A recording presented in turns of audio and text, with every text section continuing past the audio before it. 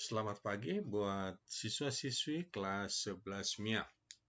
Pagi hari ini pembelajaran kamu adalah pembahasan soal-soal tentang bahan pembelajaran sebelumnya yaitu fluida statis. Ada 10 soal yang akan kita coba jawab ya, dan beberapa adalah soal yang sudah pernah diberikan di tugas-tugas pembelajaran harian. Adapun topik ini yaitu tentang tekanan hidrostatis, hukum pokok hidrostatis, hukum Pascal, Archimedes, dan tegangan permukaan, serta viskositas fluida, kekentalan suatu fluida. Baik, kita mulai dan Bapak berharap kamu dalam persiapan yang baik. Pertama tentang tekanan hidrostatis. Dari persamaan ini yang biasa ditulis adalah tekanan mutlak itu merupakan jumlah daripada tekanan gauk dengan tekanan atmosfer. Tekanan gauk ini adalah tekanan yang terukur oleh alat ukur. Ya, sedangkan tekanan atmosfer adalah tekanan udara luar dan tekanan mutlak itu yang dimiliki oleh fluida itu sendiri. Atau sering kita sebut dengan tekanan hidrostatisnya Rho kali G kali H.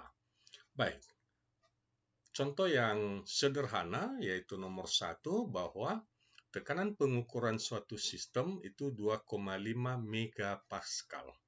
Ya, dan tekanan barometernya adalah 103 kilopascal.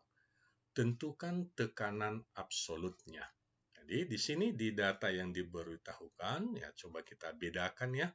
Tekanan terukur, ya, yaitu menurut pengukuran alat yang diberikan, yaitu kita sebut tekanan gauk, yaitu 2,5 megapascal atau 2,5 kali 10 pangkat 6 pascal. Sedangkan tekanan barometer yaitu tekanan menurut alat ukur tekanan udara atau kita sebut dengan tekanan atmosfernya yaitu 103 kilopascal atau 103 kali 10 pangkat 3 pascal. Yang ditanya adalah tekanan mutlaknya. Jadi dari persamaan yang ada di terlebih dahulu ya bahwa tekanan mutlak itu adalah jumlah dari tekanan gauk dan tekanan atmosfer. Maka dapat kita ketahui tekanan mutlaknya adalah 2,6 kali 10 pangkat 6 pascal. Ya, jadi ini contoh yang sederhana. Yang kedua, ya diberikan satu alat ukur tekanan udara melalui sebuah pipa yang kita sebut dengan pipa manometer yang berisi air. Ya, dan diberitahu di sana bahwa tekanan udara yang terukur ya, yang terukur ini ditunjukkan di alat ukurnya ini yaitu 6,5 kilopascal. 6,5 kilopascal. Jadi, jika 6,5 kilopascal, berapa tinggi daripada air ini di dalam manometernya? Jadi, air massa jenisnya 1000 kg per meter kubik. Baik, untuk menjawab ini, kita melihat bahwa tekanan gauk juga adalah ya, selisih daripada tekanan mutlak dengan tekanan udara luar. Ya, karena data tidak diberikan, tetapi data yang diberikan itu berhubungan dengan ya, tekanan pada kedalaman H, maka kita boleh buat bahwa tekanan gauk juga sama dengan Rho kali G kali H. Di mana Rho itu adalah massa jenis air, G gravitasi, dan tekanan terukur tadi 6,5 kilopascal, ya 6,5 kilopascal, ya maka kita dapati hanya adalah 6,5 kilopascal kali 10 pangkat 3 per 1000 kali 10, 10 pangkat 4. Maka tinggi kolom udara itu, kolom air itu dalam pipa manometer yaitu 0,65 meter atau 65 cm. Jadi inilah tentang tekanan hidrostatis. Yang kedua tentang hukum pokok hidrostatis, yaitu apa? Bahwa tekanan pada satu keadaan dengan kedalaman tertentu ya, kedalaman yang sama, maka dikatakan tekanannya adalah sama. Karena gaya yang diberikan oleh berat cairan itu adalah terbagi secara merata. Ya, jadi tekanan 1 sama dengan tekanan 2. Kalau pipa U, berarti tekanan di kaki sebelah kiri sama dengan tekanan di kaki sebelah kanan. Apakah ini di sebelah kanan jenis fluidanya sama, ya, atau hanya ada satu jenis? Boleh saja. Yang penting tekanannya sama. Baik, di dalam sebuah pipa U dimasukkan air dan minyak. Berarti ada dua jenis, dicapai keadaan stabil seperti gambar. Massa jenis air 1000 dan massa jenis minyak 800. Tentukan perbedaan ketinggian air, ya, dan minyak. Jadi delta H ini ya gambarnya. Ini air dan ini minyak. Ro air 1000, kemudian ketinggian air 8 cm, ya, ketinggian air H1. Maka dengan mempergunakan persamaan dari tekanan hidrostatis, kita pergunakan bahwa tekanan pada pipa sebelah kiri Rho1 air sama dengan minyak. Sehingga kita buat tekanan itu adalah Rho kali G kali H. Udah, G-nya, G di sebelah kiri dan di sebelah kanan langsung kita hilangkan. Ya, sehingga sisanya Rho air, H air sama dengan Rho minyak, H minyak. Ya, dari persamaan ini kita dapati bahwa tinggi minyak itu adalah 10 cm. Nah, kalau tinggi minyak 10 cm ini ya, H2, ini H2 10 cm, sedangkan airnya 8 sampai di sini 8, maka delta H-nya itu yang ditanyakan. Nah, selisihnya itu adalah 2 cm. Jadi ini penerapan pertama untuk dua jenis fluida di dalam pipa U. Kemudian contoh yang keempat. Nah, kita lihat gambarnya di sini, fluidanya ada 3 jenis. Ya. Jadi yang sebelah kiri ini adalah raksa, tingginya H, dan sebelah kanan ini air dan minyak. Tetapi pada titik kedalaman yang sama, itu tekanannya sama. Itu kunci daripada hukum pokok hidrostatis. Baik, perhatikan gambar, massa jenis raksa 13.600, air 1.000, minyak 800. Tentukan tinggi raksa dalam pipa, ya, dalam bejana.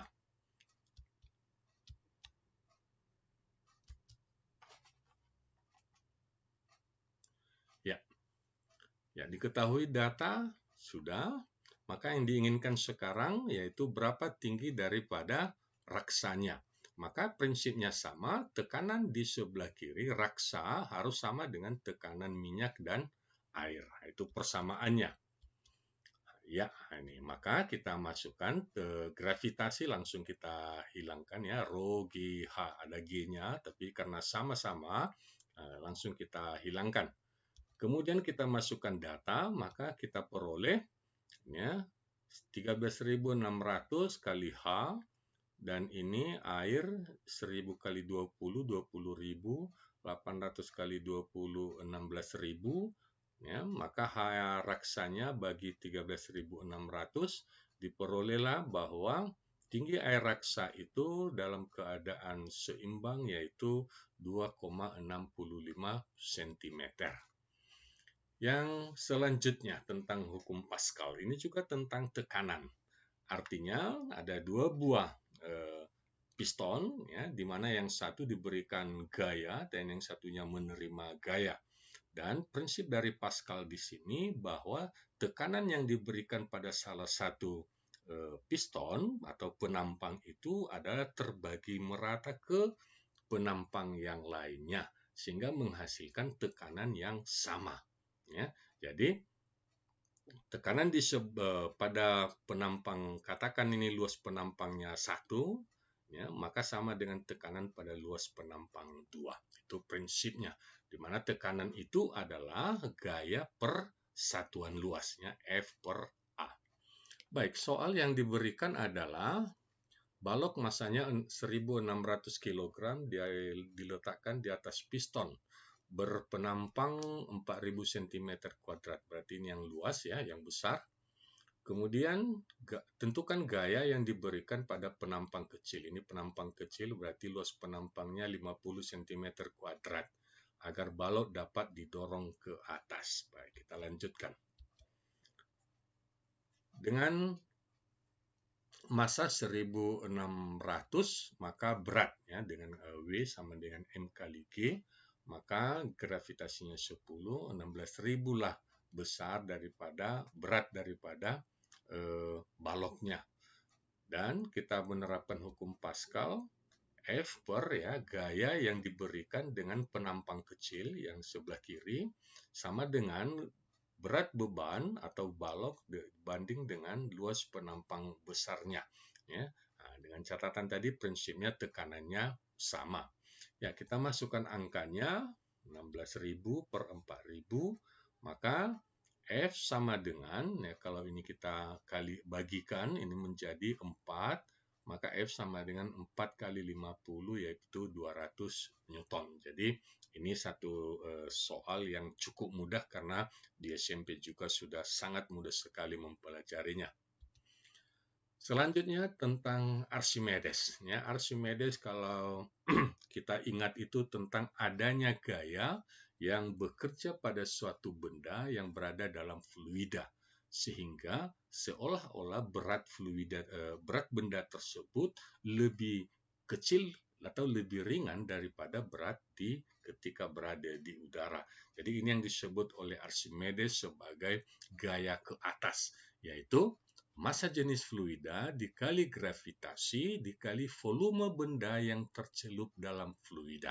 Jadi, ada kemungkinannya volume benda yang tercelup ini, kita mengenal ada benda yang tenggelam, ada yang melayang berada di dalam permukaan, di dalam fluida, dan ada yang melayang, berarti ada sebagian yang berada di udara, sebagian berada dalam fluida. Itu yang dimaksud dengan volume benda dalam fluida. Baik, soal nomor 6 menyatakan bahwa sebuah benda mempunyai berat 70 Newton. Ketika dimasukkan ke dalam air, beratnya menjadi 40 Newton, jadi lebih ringan. Berapa massa jenis benda tersebut? Yang pertama ingin kita lihat ini ya, bahwa benda di udara tersebut beratnya 70 Newton, berarti massanya 7 kg.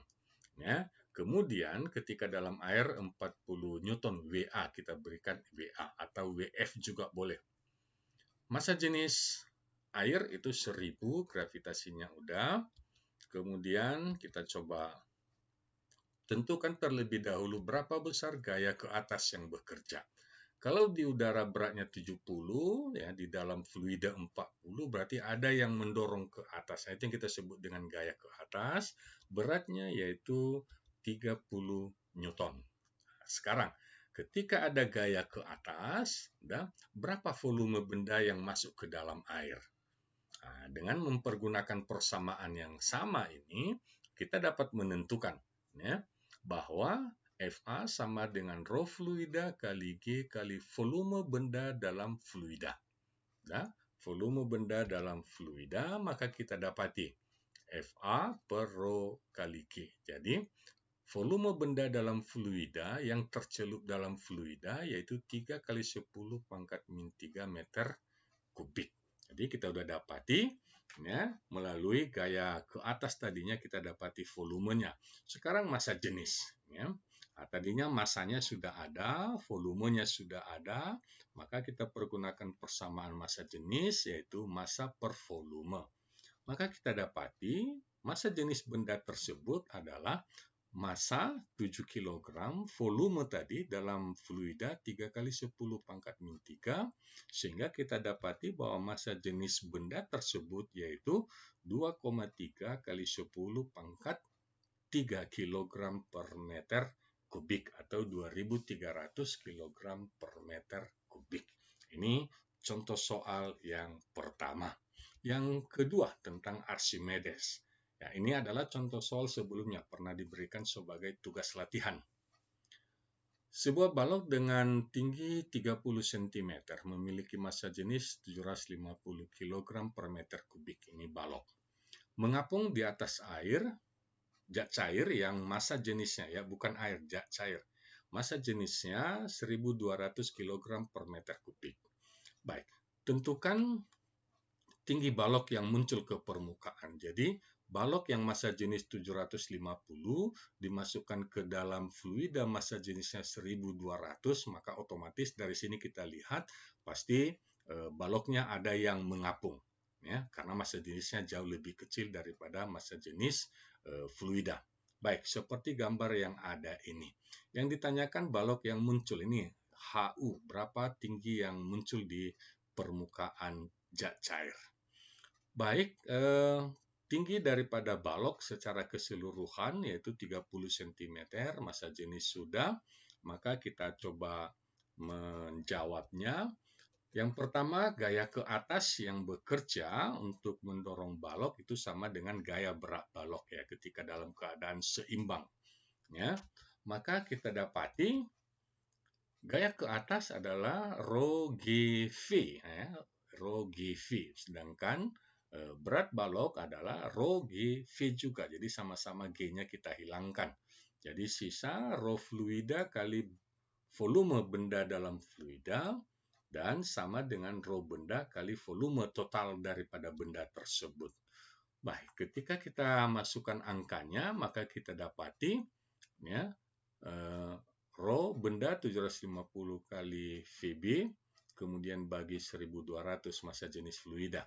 Maka kita peroleh ya, nilainya adalah benda yang tercelup dalam fluida sebesar 5/8 bagian. Nah, 5/8 VB.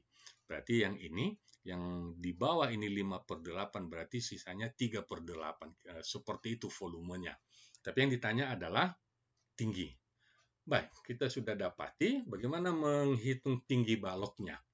Nah, yang jelas bahwa volume benda di udara itu adalah volume total dikurang volume dalam cairan. Nah, ini maksudnya. Ya. Nah, jadi kita ubah persamaannya menjadi luas kali tinggi. Jadi kalau di udara yaitu luas permukaannya kali tingginya itu volumenya, di dalam fluida yaitu VBF gitu ya, 5/8.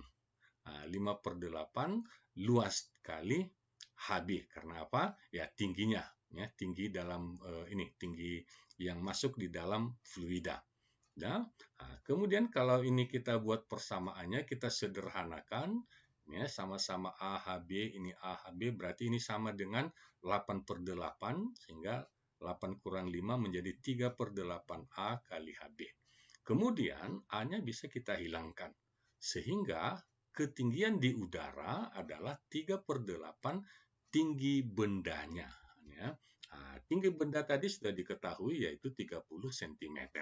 Maka tinggi balok yang muncul ke permukaan zat cair yaitu 11,25 cm. Kalau kamu sudah terbiasa dengan metode perbandingan, kita sudah bisa mendapatkannya, tidak terurai sampai ya, menulis sampai seperti inilah. Dengan metode perbandingan kita sudah boleh hitung.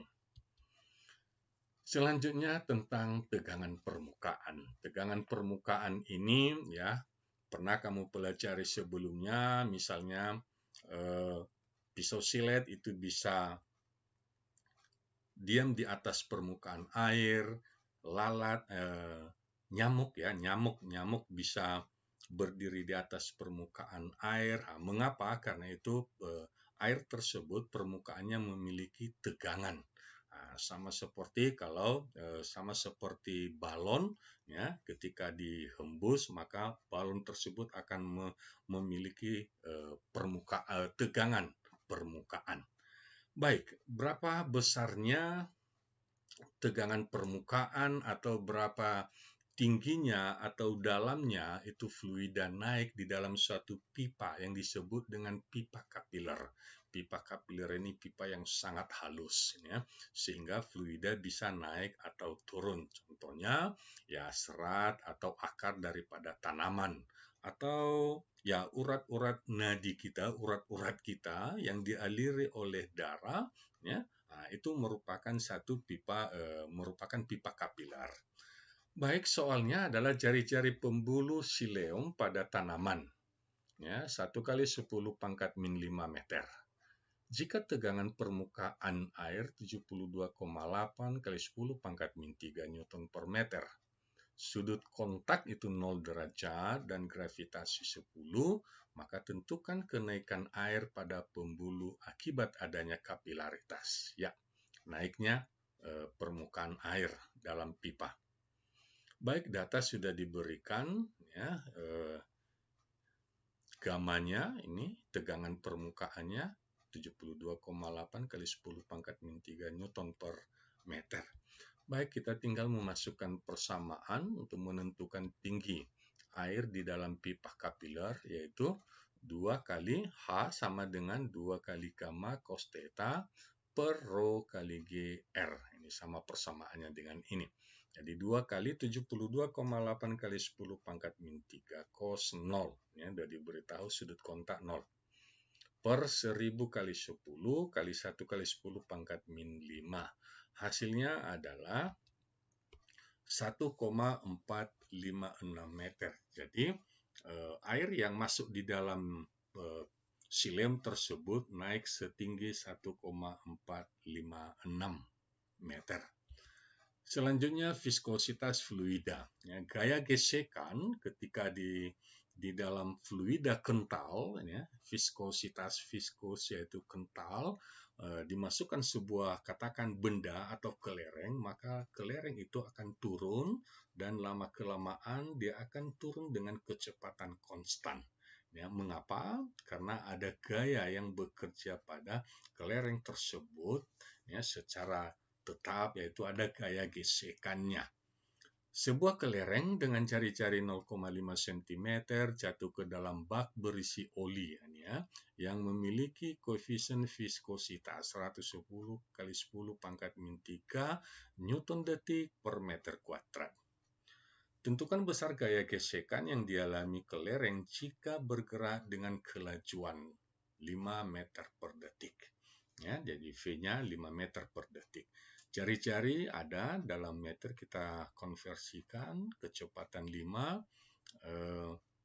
Etanya yaitu ini tadi koefisien viskositas, ini kita baca eta 110 kali 10 pangkat min 3 Newton detik per meter kuadrat.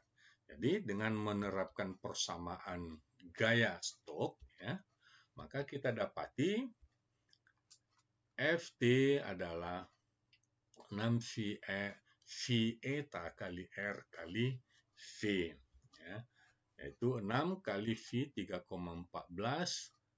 etanya 110 kali 10 pangkat min 3, jari-jarinya 5 kali 10 pangkat min 3, dan kecepatannya 5. Maka didapati hasilnya bahwa gaya gesekan yang dialami oleh kelereng tersebut sebesar 0,052 Newton atau 52 mili-Newton.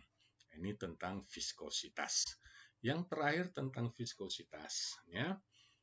Bola baja dengan massa jenis 7,86 kali 10 pangkat 3 kg per meter kubik.